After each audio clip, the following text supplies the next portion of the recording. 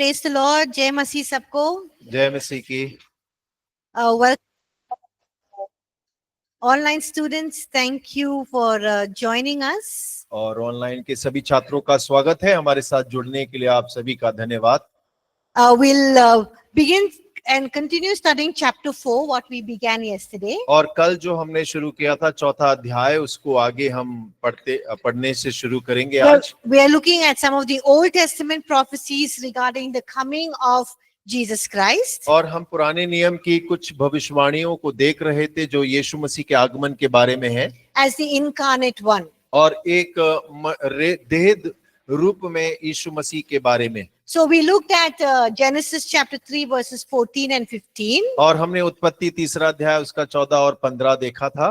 Then we looked at that was the messianic prophecy of the coming of Jesus Christ. और उसके बाद हमने देखा कि यीशु मसीह के आगमन की जो भविष्यवाणी है उसके बारे में। Then we looked at the Abrahamic covenant. और उसके बाद हमने अब्राहम से बांधी गई वाचा के बारे में देखा, In Genesis chapter 22 verse 18. और जो कि उत्पत्ति 22 उसके 18 में पाई जाती है। And then we looked at the a few other prophecies, one in Genesis 49 verse 10. और उसके बाद में कुछ और भविष्यवाणियां जो कि उत्पत्ति 49 उसके 10 वचन में दी गई हैं, उनको भी हमने देखा। And Deuteronomy 18, 15 and 18. और व्यवस्था विवरण 18 उसका 15 और 18। And Isaiah chapter 9 verse 6 and Isaiah 7, 14. और यशाया 7 का 14 और 9 का 6 वचन भी हमने देखा। Micah chapter 5 verse 2. और मीका उसका 5 उसका दूसरा वचन। And Zechariah 9, 9.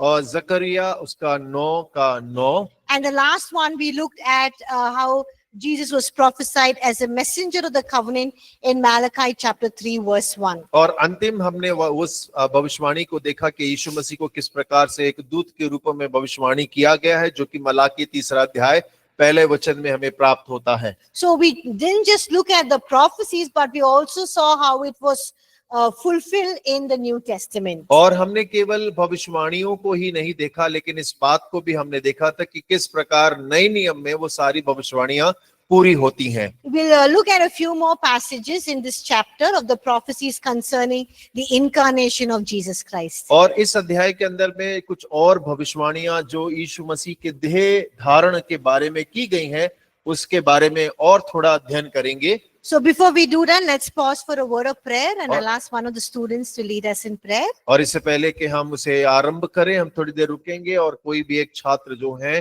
प्रार्थना में हमारी अगुवाई करेंगे। आइए हम सब अपने आंखों को बंद करें। धन्यवाद देता है पिता परमेश्वर, धन्यवाद देता है आपने आज के दिन को देखने का मौका दिया या परमेश्वर, रात में अच्छा नींद दिया पिता परमेश्वर, पूरे रात संभाले रखा हम सबको। आज के सुबह दिन पिता परमेश्वर यहाँ अच्छा वर्शिप करने में सहायता मदद किया या परमेश्वर। या परमेश्वर प्रार्थना करते हैं आज के पूरे दिन भर को आपके हाथ में सौंपते हैं।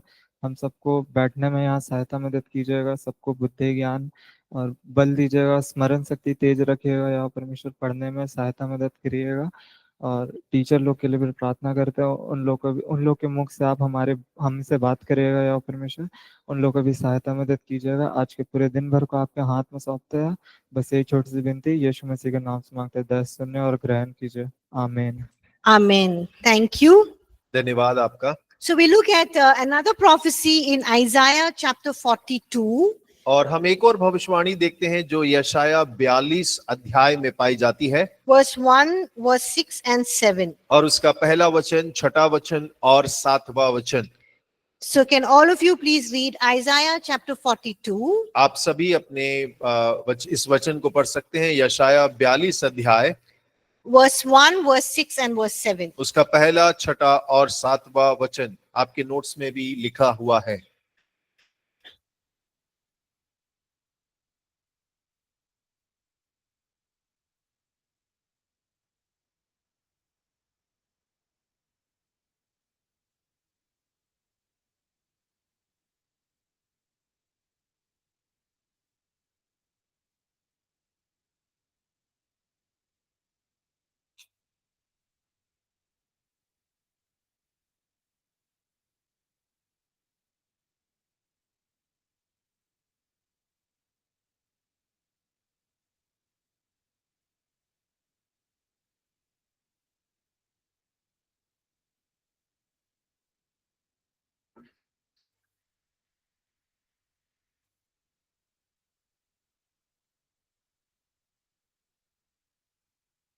So who is it talking about here in Isaiah chapter 42 verse 1, verse 6 and 7?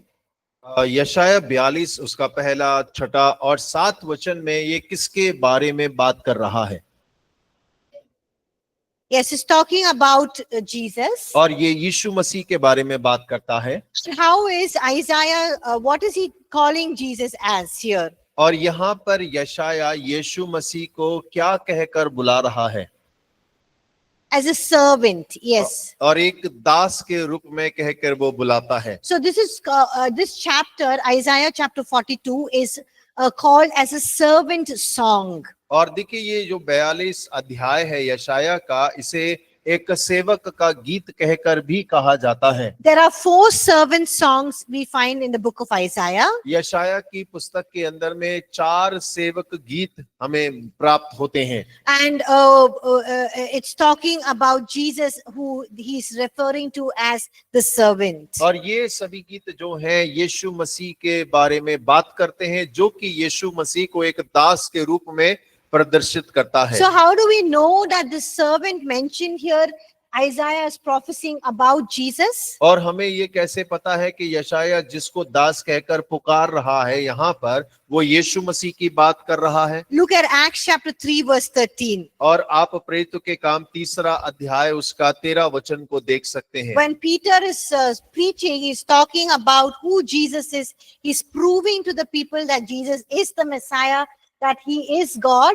Look at how he refers to Jesus as. और देखिए जब पतरस वहां प्रचार करता है तो वो इस बात की घोषणा करता है कि यीशु मसीह वो है जिसका वायदा किया गया था कि हम सब के लिए एक मसीहा उत्पन्न होगा। और जब वो इस बात को कह रहा है तो देखें वो किस बात को वहां पर दोहरा रहा है। So look at Acts chapter 3 verse 13. और प्रेरितों के काम 3 अध्याय उसका 13 वचन में आप देख सकते हैं। And how is Jesus referred to as? और वहां पे कैसे यीशु मसीह को पुकारा गया है, उसको बताया गया है। What is, yes, he's referred to as servant Jesus. और वहां पर सेवक यीशु के रूप में उसे संबोधित किया गया है। So we know that Isaiah is prophesying about Jesus in this servant song in Isaiah chapter 42. और हम इस बात को जानते हैं यशाया 42 के अंदर में यशाया जो है यीशु मसीह को सेवक या दास के रूप में कह रहा है। And what does God say he will put upon the servant? और ये परमेश्वर क्या कह रहा है कि वो अपने दास सेवक के ऊपर में क्या डालेगा? Look at Isaiah 42 verse 1. और यशाया 42 उसके पहले वचन में देखिए परमेश्वर क्या कह रहा है। He said, I will put my spirit upon him. और वो Yes. कहता है मैं अपना आत्मा उस पर उतारूंगा। And Jesus also, we know, when he entered the temple the first time when he was going to preach and teach, we read this in Luke chapter 4. और देखिए जब हम लूका 4 अध्याय में पढ़ते हैं यीशु मसीह पहली बार मंदिर में सब्त के दिन जाते हैं, प्रचार करते हैं, तो इस बात को उन्होंने वहां कहा है। In verses 18 and 19, और उसके 18 और 19वें पद में Jesus says, the Spirit of the Lord is upon me. और यीशु मसीह कहते हैं कि परमेश्वर का आत्मा मुझ पर है, Because he's anointed me to preach the gospel to the poor. और क्योंकि उसने मुझे गरीबों को, कंगालों को सुसमाचार सुनाने के लिए भेजा है। And so we see that what Isaiah prophesies in Isaiah chapter 1, that the Spirit of the Lord will be upon him. Jesus speaks about that in Luke chapter 4. और देखिए यशाया भविष्यवाणी करता है जो कि यशाया 61 में प्राप्त होता है, और उसी भविष्यवाणी को यीशु मसीह जो है लूका की पुस्तक के अंदर में दोहरा रहा है कि परमेश्वर का आत्मा मुझ पर है। And we also see that it says here in Isaiah chapter 42 verse 1 that the servant will bring justice to the Gentiles. और देखिए जब यशाया 42 अध्याय उसका पहला पद हम पढ़ते हैं तो वहां लिखा है कि जो सेवक है वो अन्य जातियों के लिए न्याय प्रकट करेगा। And so we know that Jesus came not only for the Jews but also for the Gentiles. That means for other people other than the Jews. और हम इस बात को भी जानते हैं कि यीशु मसीह जब पृथ्वी पर आए तो वो केवल यहूदियों के लिए ही नहीं लेकिन अन्य जातियों के लिए भी आए हैं। So we know that it is a prophecy that Isaiah says is concerning Jesus, and we see it fulfilled in the life and ministry of Jesus. और हम इस बात को देखते हैं कि यीशु मसीह के बारे में जो भविष्यवाणी यशाया 42 अध्याय में कर रहा है वो यीशु मसीह के व्यक्तित्व और उसके सेवा में पूरा होता है। A few more things that we can look at this passage and understand about Jesus. और देखिए इस पद के अंदर में कुछ और बातों को हम यीशु मसीह के बारे में देखकर सीख सकते हैं। We see that the servant was to be given as a covenant to the people. और हम ये देख सकते हैं कि सेवक को वाचा के रूप में लोगों के लिए दिया गया So है। Isaiah chapter 42 verse 6, if you look in your Bibles, और जब आप अपनी बाइबल के अंदर यशाया 42 अध्याय उसका 6वां वचन देखते हैं, God is saying that I will give you as a covenant to the people. और परमेश्वर वहां कह रहा है कि मैं तुझे प्रजा के लिए वाचा के रूप में दूंगा। So who is the you here? और यहाँ पर वो कौन है, तुझे कौन है? Who is the you mentioned here? I will give you as a covenant to the people. और जो लिखा है मैं तुझे शब्द किसके लिए यहाँ इस्तेमाल किया गया है? Yes, Jesus. If you look at it in the English Bible, the capital Y is for you. और अगर अंग्रेजी बाइबल आप पढ़ते हैं तो वहां पर लिखा वाई जो है वो कैपिटल अक्षरों में लिखा हुआ है। So we see that the servant, who is Jesus himself, और जो सेवक है वो यीशु मसीह स्वयं है, will be given as a covenant. और वो एक वाचा के रूप में दिया गए हैं। And yesterday, before we ended our class, we studied a few aspects of the covenant, the new covenant that Jesus made with his blood. और कल जब हम क्लास को समाप्ति पर थे तो हमने उस नई वाचा जो मसीह ने ठहराई है उसके कुछ संदर्भों को हमने पढ़ा था। And we also see in scriptures, और हमने उसके साथ वचन से भी इस बात को देखा था, or scripture teaches us, और वचन हमें इस बात की शिक्षा देता है, Jesus is the one who established the new covenant. और यीशु मसीह ही वो है जिन्होंने नई वाचा को स्थापित किया है। And now he is our high priest, और अभी यीशु मसीह हमारे महायाजक हैं, who is sitting at the right hand of God the Father. और जो पिता परमेश्वर के दाहिने हाथ सिंहासन पर बैठे हैं। And as a priest, he's officiating or he's overseeing, performing his duties in the covenant. और एक याजक होने के नाते उस वाचा के अंदर में जो कुछ कार्य एक याजक का होता है वो सारे कार्यों को मसीह यीशु हमारे लिए निभा रहे हैं। So when Jesus died, और जब यीशु मसीह मरते हैं, he became also our high priest, और उसके साथ साथ वो हमारे महायाजक भी बन गए, who took his blood and sprinkled it to tell God that, you know, the atonement for our sins is made. और जिसने अपने लहू को लेकर हम पर छिड़क दिया, और पिता और हम परमेश्वर पे, और उसने छिड़का in heaven he और went to, स्वर्ग में छिड़का, और इस बात को कहता है कि मैंने इन सब के पापों के लिए अपने लहू को, अपने आप को पाप बलिदान के रूप में चढ़ाया है। so this is very symbolic of what was done in the Old Testament. और ये बहुत ही चिन्ह मात्र है जो पुराने नियम में किया जाता था उसका। So we see in the Old Testament और हम पुराने नियम में देखते हैं, that when people sinned, और जब लोग पाप करते, or you know, every day there was a sacrifice that was made, और हर एक दिन उनके लिए एक बलिदान चढ़ाया जाता था, or once in a year when the high priest is to go into the holy of holies, और साल में एक बार जब महायाजक महापवित्र स्थान में प्रवेश करता। so we know in the temple there is a outer court where the Gentiles meet, और देखिए मंदिर के अंदर में एक बाहरी आंगन होता है जहां पर सारे अन्य जाति लोग इकट्ठा होकर आ सकते हैं, there is a holy place, और फिर मंदिर के अंदर में एक पवित्र स्थान है, and there is a holy of holies. और उसके पश्चात मंदिर के अंदर में सबसे महापवित्र स्थान है। So you know, there's a curtain or a cloth that is separating the holy place and the holy of holies. महापवित्र स्थान और पवित्र स्थान दोनों के बीच में एक पर्दा पड़ा है जो दोनों को विभाजन करता है। Now in the holy of holies, what is kept? और महापवित्र स्थान के अंदर में क्या रखा गया है? Yes, the tabernacle. और वो जो वाचा Sorry, का the Ark of the Covenant. और वाचा का संदूक जो है वो रखा गया है। So the Ark of the Covenant was kept in the Holy of Holies. और जो वाचा का संदूक है वो महापवित्र स्थान पर रखा गया है, And no one can enter that excepting the priest. और उसके अंदर याजक को छोड़कर कोई भी प्रवेश नहीं कर सकता And है, that too once in a year. और वो भी साल में एक बार ही महायाजक प्रवेश कर सकता And है। before the priest goes into the Holy of Holies, और जो महायाजक महायाजक महापवित्र स्थान में प्रवेश करता है, before that he makes a sacrifice और उससे पहले वो एक बलि चढ़ाता है for the sins of the people, और लोगों के पाप के लिए। and he takes a bull and makes sacrifice for his own sins. वो एक बैल लेता है और स्वयं के पापों के लिए उसको बलिदान करता है। And he takes that blood of that goat which was made for the sins of the Israelites,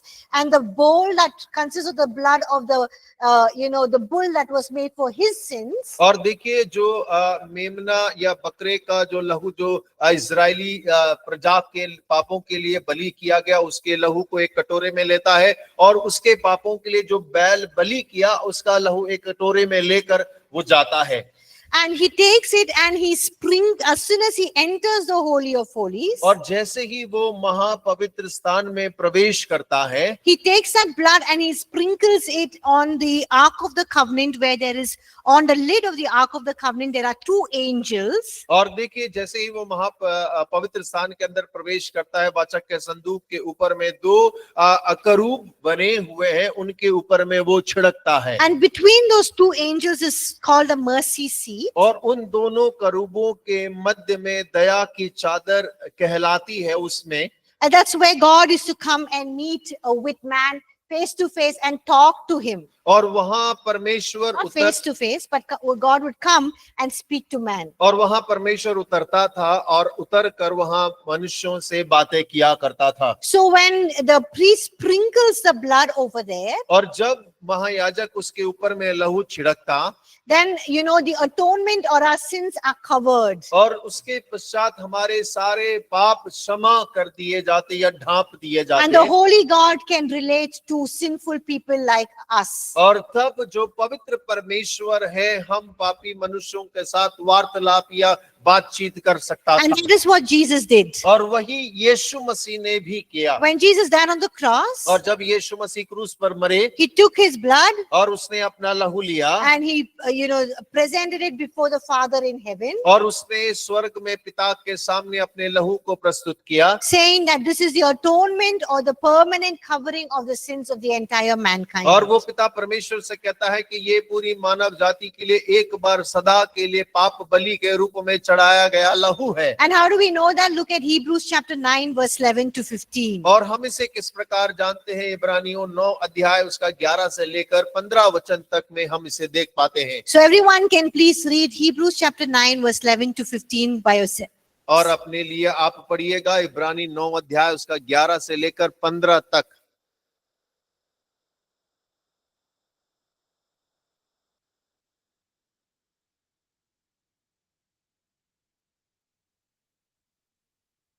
Hebrews 9 11 to 15. इब्रानियों 9 अध्याय उसका 11 से लेकर 15 वचन तक।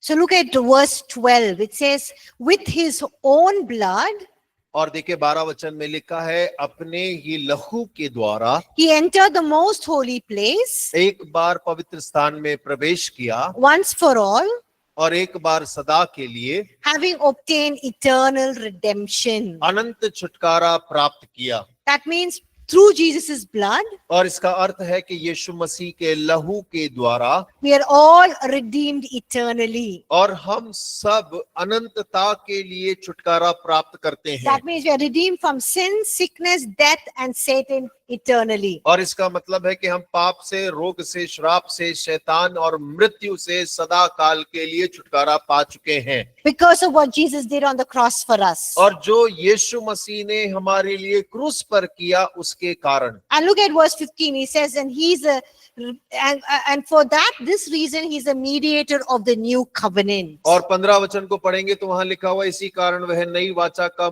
मध्यस्थ है। So we see that Jesus is the one who established a new covenant. और हमने इस बात को देखा कि यीशु मसीह ही वो है जिन्होंने नई वाचा को स्थापित किया। He is a priest who oversees and performs the duty of the covenant by the sprinkling of his blood. और वो महायाजक हैं और उसके कार्य, महायाजक के कार्य को करते हैं अपने लहू को परमेश्वर के सम्मुख में छिड़कने के द्वारा। And he is also the one who is a testator. That means the one who died, and because he died, the covenant is effective in our lives. और देखिए एक और बात अगर हम देखें तो यीशु मसीह ही है जो स्वयं उस वाचा के लिए मरा। जब वो मरा तो वो वाचा हमारे लिए सिद्ध हो गई। So for example, और उदाहरण के लिए a testator और एक testator is a person who writes a will when he is living. और एक व्यक्ति जब वो जिंदा होता है अपनी इच्छा को लिखता है। So for example, if my parents or my father writes a will regarding his own property and money and everything. और उदाहरण के लिए मान लेते हैं अगर मेरे पिताजी हैं और वो अपनी संपत्ति के लिए और अपना जो कुछ भी है उसके लिए एक इच्छा या अपनी संपत्ति को बांटने के लिए एक पत्र बनाते हैं। My father has 4 children. और मेरे पिता के 4 बच्चे हैं। So he divides the property among the 4. और वो अपनी संपत्ति को 4 में विभाजित कर देते हैं। So as soon as he writes the will, does that property become ours, or whatever he's given to us, does it become ours? और क्या जैसे ही वो जायदाद को लिखते हैं तो क्या उनके लिखते ही वो संपत्ति हमारी हो जाती है क्या? When does it become ours? और वो जो संपत्ति है, जायदाद का सबूत बनाए गए हैं, वो हमारे नाम कब होती है? Yes, after he dies. और उनके मृत्यु के पश्चात। So when a person writes a will, it comes into force or effect after the person dies. और देखिए जब एक व्यक्ति अपनी जायदाद को लिखता है, बनाता है, तो वो तब प्रभावी होती है जब वो व्यक्ति जो बनाया है वो मर जाए। So when Jesus made the new covenant, और यीशु मसीह ने जब नई वाचा को बनाया, he died, वो मरे, and his blood brought us eternal redemption. उनके लहू के द्वारा हमें अनंत छुटकारा प्राप्त होता है। And through his blood he made the new covenant. और उनके अपने लहू के द्वारा उन्होंने नई वाचा को स्थापित किया। And all of the blessings that are part of that new covenant और वो सारी आशीषें जो नई वाचा का भाग थी becomes ours because when Jesus died on the cross. और वो सारी आशीषें हमारी हो गई यीशु मसीह के क्रूस पर मरने के पश्चात। So look at Hebrews chapter 9 verse 16 and 17. और इब्रानी 9 अध्याय उसका 16 और 17 वचन को अगर आप देखेंगे, It says, for where there is a testament, और वो कहता है जहां वाचा बांधी गई है, a testament means a covenant or a will. और वाचा का मतलब होता है एक इच्छा या एक जायदाद का सहमति पत्र। There must also of necessity be the death of the testator. और है वहां वाचा बांधने वाले की मृत्यु का समझ लेना भी अवश्य है। So when the person dies, the will comes into force. और क्योंकि जब व्यक्ति मर जाता है तब वाचा जो है वो पक्की हो जाती है। So look at verse 17. It says, for a testament is in force after men are dead. और 17 वचन को देखिए वहां लिखा है क्योंकि ऐसी वाचा मरने पर पक्की होती है। And it says, since it has no power at all while the testator lives. और वहां आगे लिखा है और जब तक वाचा बांधने वाला जीवित रहता है तब तक वाचा काम की नहीं होती। So you see that Jesus' death not only brought us salvation and freedom from sin and forgiveness of sin. और आप देखें कि यीशु मसीह की मृत्यु केवल हमें पाप से छुटकारा और हमारे रोग से छुटकारा, क्षमा प्राप्ति के लिए ही नहीं है, But because of his death, we are also partakers of the blessings of the new covenant. और लेकिन उसकी मृत्यु के पश्चात हम परमेश्वर की उस वाचा की आशीषों के लाभ भी प्राप्त कर पाते हैं। So what do you think are the blessings of the covenant? और वाचा की वो कौन सी आशीषें जो हम पाते हैं? Can you tell me some of the blessings of the covenant? क्या वाचा की कुछ आशीषों को आप मुझे बता सकते हैं? Healing and deliverance, और yes. चंगाई, छुटकारा है। What else? और क्या है? Eternal life. Eternal life, yes. अनंत जीवन। Sorry? Sanctification, okay. और पवित्रीकरण। What are your blessings? आपकी आशीषें क्या हैं? Only eternal life and healing? केवल अनंत जीवन और चंगाई? Okay, you are in a position where you are sons and daughters, okay. और ठीक है, आप बेटा और बेटी बन जाते हैं। Holy Spirit, okay. पवित्र आत्मा। Forgiveness of sins, yes. और पापों की क्षमा। What else? और क्या है? Redemption, छुटकारा। okay. We become heirs of Peace, you have peace and freedom, yes. आपके पास शांति और आजादी होती You है। have freedom from all the laws and from everything that binds us. You have peace, shalom, और आपके wholeness, well-being. और आप सारी व्यवस्था से आजादी पाते हैं। आपके पास शालोम, शांति होता है, याव होता है। Are you all part of the new covenant? How many of you are part of the new covenant? और आप में से कितने लोग नई वाचा के भाग हैं? Then you should know your blessings. और यदि आप नई वाचा के भाग हैं तो आपको आपकी आशीष भी पता होना There's चाहिए, कोई फायदा नहीं है. और ना कोई मतलब नहीं है। What are the other blessings of the covenant? और वाचा की फायदा है। We are included in the priesthood. Yeah, we are royal priesthood, yes. और हम याजकीय राज्य की याजकों का समाज है। इफिसियों 1:3 में लिखा हुआ है कि मसीह में हमें सब प्रकार की आत्मिक आशीषें दी हैं।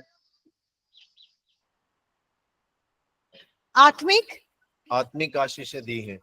Spiritual blessings. Yeah, what are the spiritual blessings? और आत्मिक आशीषें हैं क्या? No more separation from God, no enmity from God. We are friends of God. He is our Father. Yes. और अब परमेश्वर से कोई शत्रुता नहीं है, कोई दूरी नहीं है। अब हम परमेश्वर के मित्र हैं, संतान हैं। What else? Huh? Sorry? Okay, we already saw that.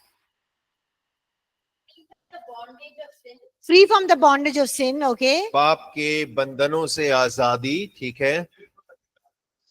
Protection from all मसीह में हम नई सृष्टि, मसीह में नई सृष्टि है। We are new creation in Christ. We are new creation, okay. हम नई सृष्टि हैं। You have We your are the temple of God. जोर से। You are the temple of God, yes. You also have protection from all harm and danger. और आपके पास सुरक्षा है हर एक खतरे से। You have preservation from the protection from the enemy, Satan. और हमारा शत्रु शैतान, उससे सुरक्षा है। No curses apply in your life. आपके जीवन के अंदर में कोई श्राप अब लागू नहीं होता। There is no shame, there's no guilt, और कोई शर्म नहीं, कोई गिलानी नहीं, there's no poverty, और कोई दरिद्रता नहीं, there is peace of mind. और मन की शांति। You walk in healing and wholeness. आप चंगाई और पूर्ण स्वास्थ्य में चलते हैं। So all of this is part of your covenant blessings. और ये सब जो हैं आपकी वाचा की आशीषों के भाग हैं। So please tell your neighbor, hey, wake up, please know your covenant blessings. और अपने पड़ोसी को जरा हिलाइए, बोला जाग जाओ बेटा, नई वाचा की आशीषों को जान लो। You know, that is why the enemy, he robs us of all of these truths. और आप जानते हैं हमारा शत्रु जो है सारे सत्य चुरा लेता है। And he says, don't concentrate, sleep in the class. Don't know these truths. और वो कहता है बेटा जागने की जरूरत नहीं है, तुम सोते रहो, इन सत्य को जान के तुम्हारा क्या फायदा होगा। Yeah, because he knows if you know this truth, then you are going to become a giant, और spiritual giant. और क्योंकि उसको पता है अगर तुमको ये सत्य पता चल गए तो तुम आत्मिक दानव बन जाओगे उसके लिए। So please tell your neighbor, don't sleep, wake up, know the truths. और अपने पड़ोसी को थोड़ा हिलाइए और बोलो सो मत, जाग जाओ, सच्चाई जान लो।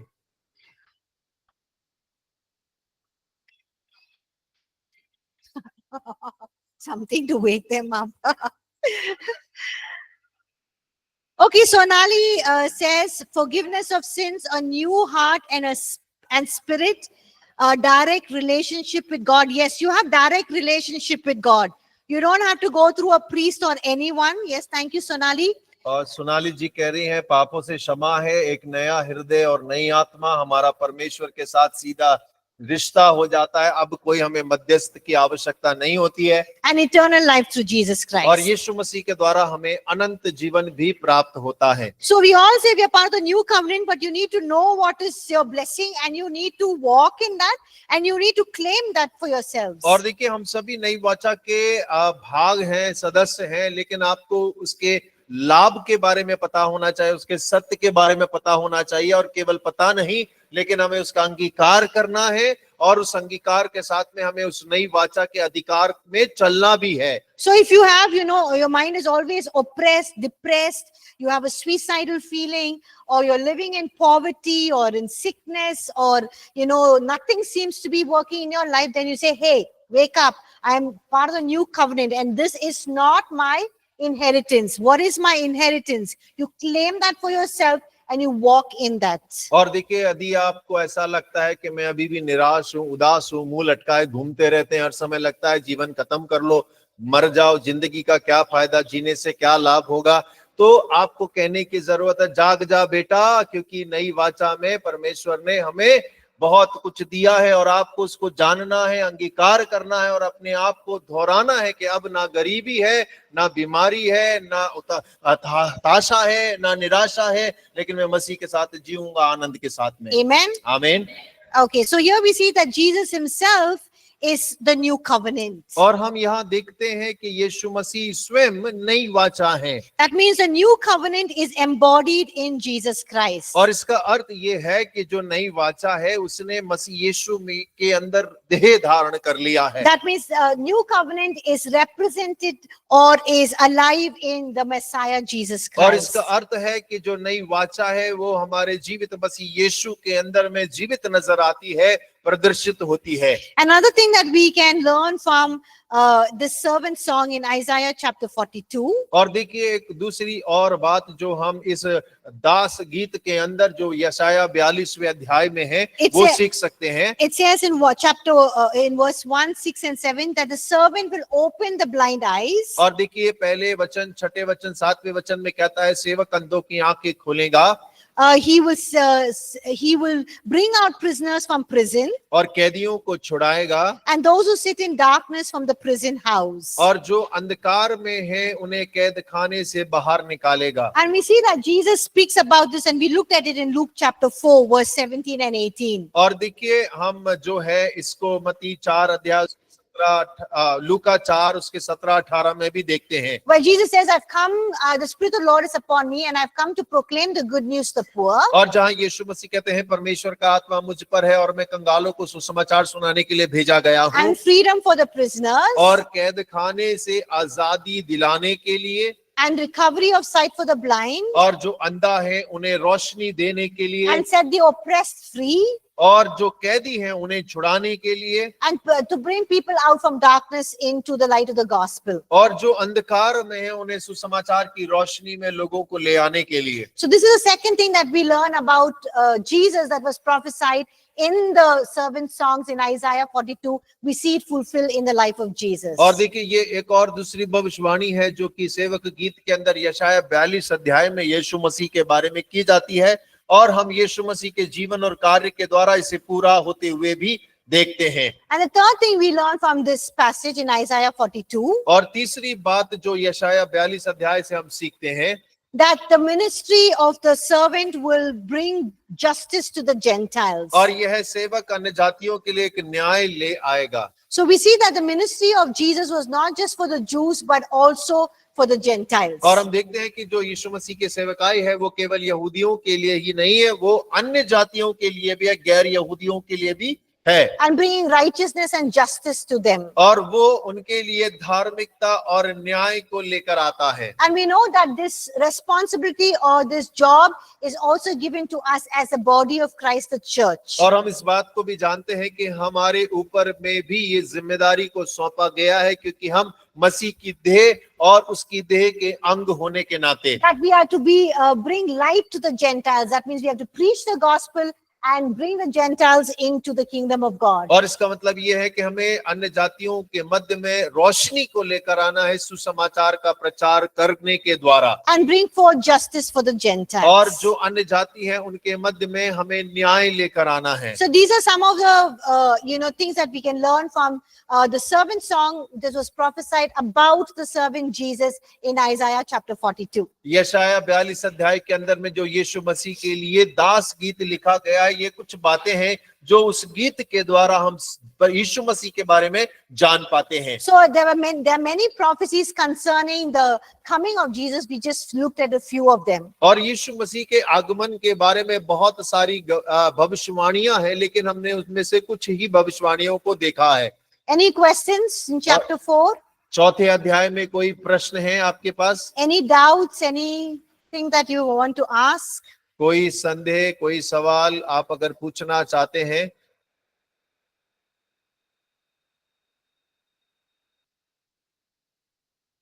Online students, you have any questions, you can unmute your mics and ask, or you can type in the chat section. और ऑनलाइन के जो छात्र हैं, यदि आपको कोई सवाल है, कोई शक है, तो आप लिख सकते हैं, या तो फिर आप अपना माइक खोलें और बोल सकते हैं।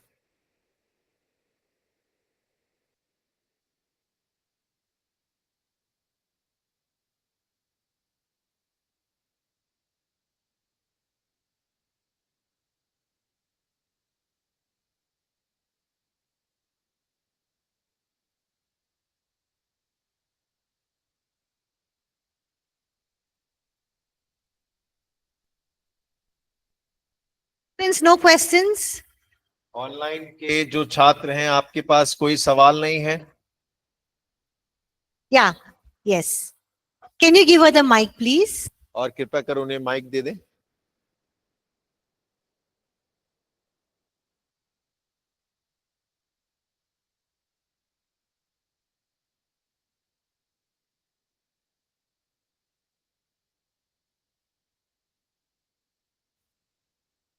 Okay, you spoke about the servant songs of Isaiah. One you mentioned as chapter 42. What are the other three more? The other ones are in Isaiah.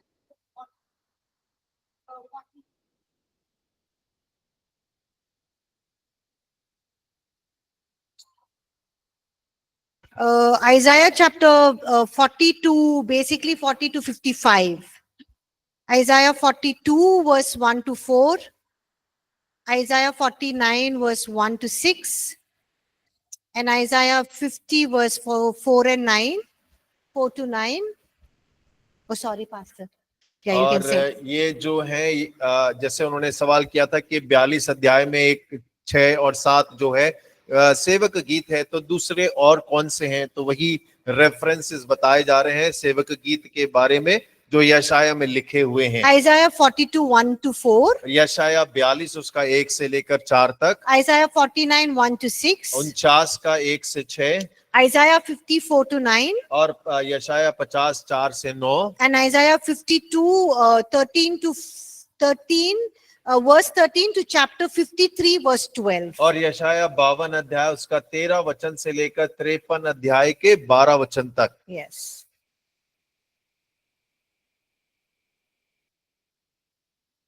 आप सभी ने लिख लिया होगा, ये बहुत अच्छा होगा। So the servant songs is basically prophecies concerning the coming of the Messiah or Jesus Christ. और ये जो सेवक गीत है वो सारे के सारे यीशु मसीह के आगमन के बारे में जिक्र करते हैं, बोलते हैं। Sorry, could you repeat the last one? Isaiah 53? Isaiah chapter 53, 52 verse 13 to chapter 53 verse 12. The entire verse is there. Thank you. Yeah. Any other questions? कोई और सवाल? Hello ma'am. Yes. मैम दोबारा से रिपीट कीजिए प्लीज, थोड़ा सा रह गया मेरा। ओके कौन सा रिपीट करूं, स्क्रिप्चर रेफरेंसेस या पूरा सर्वेंट सॉन्ग्स के बारे में? जी पूरा पूरा पूरा। सिर्फ वाक्य 42 वचन को? मैंने 42 का 1 से 4 लिखा हुआ है, अभी उसका सारा रह गया है। Yes, till 42 she has written. Chapter 42 verse 1 to 4, और 42 का 1 से 4, उसके बाद 49 का 1 से 49 6, 1 to 6, 49 का 1 से 6, Isaiah 50 verse 4 to 9, और यशाया 50 उसका 4 से लेकर 9 तक, Isaiah 52 verse 13, और उसके बाद में यशाया 52 अध्याय 13 वचन से लेकर 53 to chapter 53 verse 12. और 53 अध्याय के 12 वचन तक। लिख लिया आपने? जी जी ma'am, thank you. Thank you. Thank you, Rincy. Okay, any other questions? कोई और सवाल? Yeah. See, most of the psalms is Yes. known as the songs, but why is this called as the servant songs? It's basically like it can be more like like Psalms is more like poetic, right? Poetic in nature, so it can also be like a servant songs means talking about, it's basically talking about the sufferings of Jesus Christ, but it might be in poetic language. That's why it's called servant songs. Yeah. और उनका सवाल है कि भजन जो है, हम गीत कहते हैं, भजन जो है जितने भी भजन हम पढ़ते हैं वो सभी गीत के रूप में है। तो फिर ये जो 42 अध्याय और जितने भी हमने वचन देखे, इन सबको दास का गीत क्यों कहा गया है? अगर भजन संहिता जब हम पढ़ते हैं तो वो एक कविता के रूप में लिखा गया है, लेकिन जो दास का गीत है वो उसके यीशु मसीह के सताव और क्या क्या वो सहेंगे उसके बारे में लिखा है, इसीलिए, और वो एक कविता के रूप में लिखा गया, इसीलिए उसे सेवक का गीत कहा जाता है। Yes, it's more like in poetic form, like the Psalms. और ये बिल्कुल भजन के समान एक कविता के रूप में लिखा गया है। And it's because it's talking about the suffering of the servant, that is Jesus Christ, is also very emotional. और यहाँ यीशु मसीह के सताव के बारे में लिखा, जो जो वो समस्याओं को सहेंगे, तो एक भावनात्मक रूप में इसे लिखा गया है। Like if you read Psalms, the psalmist pours out his heart to God, right?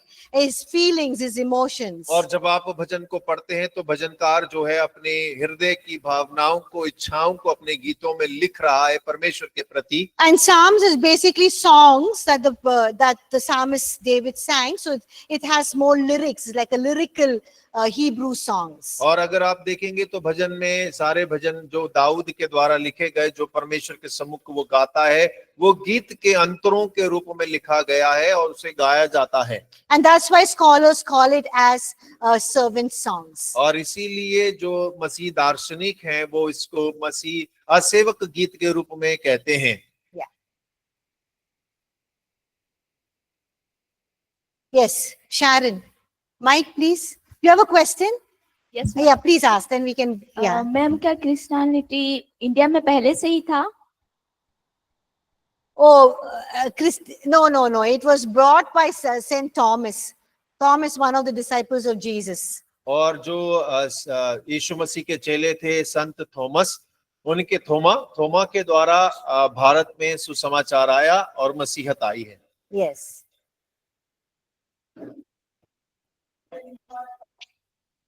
India वाले कहाँ थे?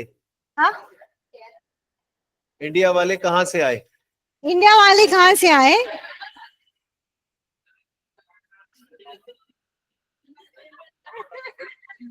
इंडिया वाले इंडिया से आए। हाँ? Yeah, Sharon. So Pastor, all the scriptures that we saw here in the Edenic covenant, a prophet like Moses and the virgin will bear a son. In those places, prophet is capitalized, son is Yes. capitalized. But in the Abrahamic covenant and in the one which the scepter shall not depart from Judah, in those things, those words are not capitalized. Which But- words you want to be capitalized here? in the Abrahamic covenant, in your seed, all the nations of the earth shall be blessed. Okay. It's very clearly given in the New Testament that this is about Jesus Okay. in Galatians. Ah. But here the seed is not capitalized. Is there some reason for that, or? So, as part of God's covenant with Abraham, God's promise was Abraham was through his generation, which was, the descendants. But also speaking specifically of the seed that is Jesus, and also through his seed, that is his descendants, and nations will be blessed. That also are, as a church. So it can be collective, it can be singular, like we saw in the Edenic covenant. When you talk about seed, it can be collective, it can be also singular. It can talk about believers and talk about even Jesus Christ. So because it is collective and it, Yeah. समझ में आया? Yeah. Okay. But if you look at what Galatians chapter 3 verse 16 says, और यदि हम गलाती 3 अध्याय 16 वचन देखते हैं, now to Abraham and his seed, this is a capital S, where promise is made. He does not say, and to seeds as to many, but as a one, and to your seed who is Jesus Christ. This is only small s in Genesis, it's small s. The seed can singular also seed is mean small s. it can be generic in terms of it can Okay. mean specifically Jesus, and also can mean the Okay, descendants. because it's collective, it's not yes, capitalized. yes. Even in Genesis 49:10, but there it says, and to him shall be the obedience of his people. So this is very specifically about Jesus, but him is not capitalized here. Yeah, and to him shall be the obedience of the people. Yeah. Yes.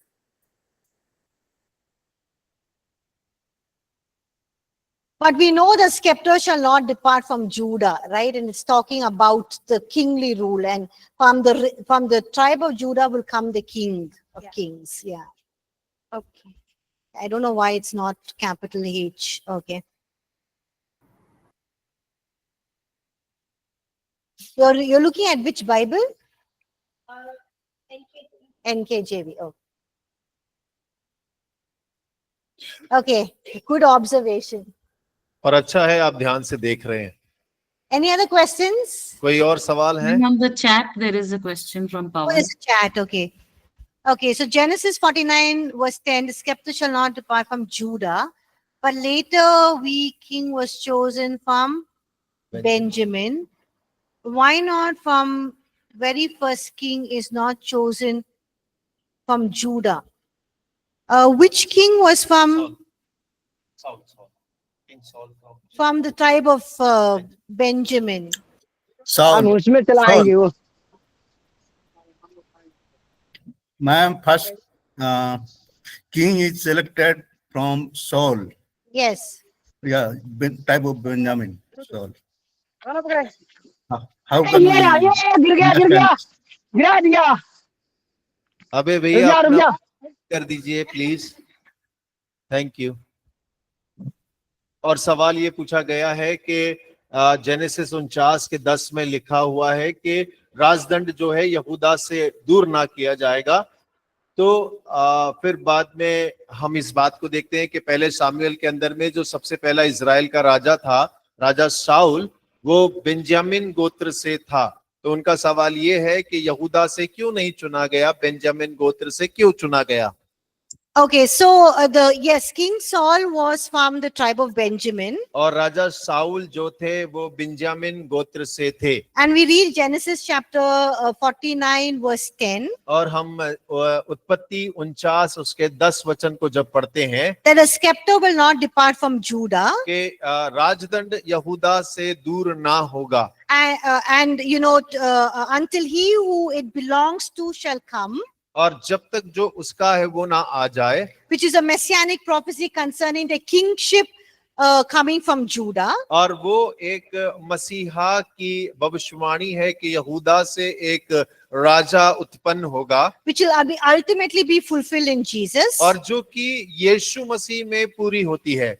So how do we understand this? Now, the first king of Israel was from the tribe of Benjamin and not Judah. Good question. और ये अच्छा प्रश्न है, उन्होंने पूछा है कि ये भविष्यवाणी जो की गई वो कैसे पूरी नहीं होती है, क्योंकि पहला राजा जो चुना गया वो बिंजामिन गोत्र से चुना गया था। So we see that, the first king of Israel was chosen not by God's choice, but people's choice. और हम इस बात को पढ़ सकते हैं कि पहला राजा जो इजराइल जाति के लिए चुना गया वो परमेश्वर का चुनाव नहीं था, परमेश्वर के द्वारा नहीं, लेकिन लोगों की मांग के कारण, लोगों के चुनाव से हुआ The था। people demanded a king like Lo- other nations. और जैसे दूसरे राज्यों में राजा होता है, वैसे ही लोगों ने वहां पर राजा की मांग को And it किया, was not God's choice, और वो परमेश्वर का चुनाव इच्छा नहीं था, but God allowed it. लेकिन परमेश्वर ने उसे अनुमति किया, And it was a temporary choice. और वो एक कुछ समय के लिए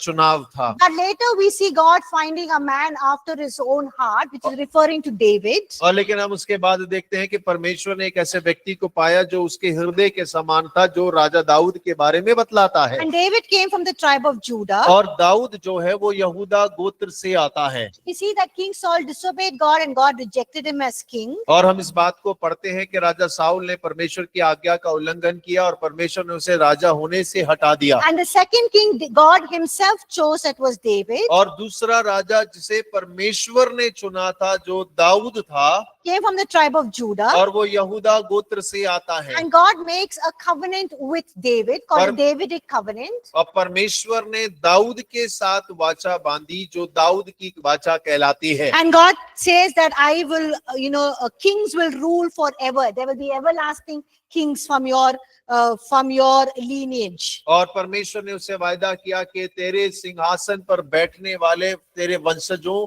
की कभी कमी नहीं होगी। And God promised him that his descendants will be rule forever and will sit on the throne of Israel. परमेश्वर ने वायदा किया कि तेरे वंशज हमेशा राज्य करेंगे और सिंहासन पे बैठेंगे। And so we see that all the kings of Israel after that was from the line of David. और उसके बाद हम देख पाते हैं कि जितने भी इजराइल में उसके पश्चात राजा हुए, सारे के सारे दाऊद के घराने से निकल कर आते हैं। And is fulfilled in Jesus Christ, who is the everlasting king. और वो जो सारे यीशु मसीह में पूर्ण होते हैं, जो कि अनंत काल का राजा हुआ, From and who is called as a lion of the tribe of Judah. और जिसको यीशु मसीह को यहूदा का सिंह कहकर भी पुकारा गया। So I hope that helped Pavan. That's a good question. और पवन, हमें समझते हैं कि आपका इस प्रश्न का उत्तर जरूर आपकी मदद करेगा, और ये किन अच्छा प्रश्न है। Okay, we'll go for a break and we'll come back. और Thank ब्रेक you. में जाएंगे, उसके बाद हम आएंगे।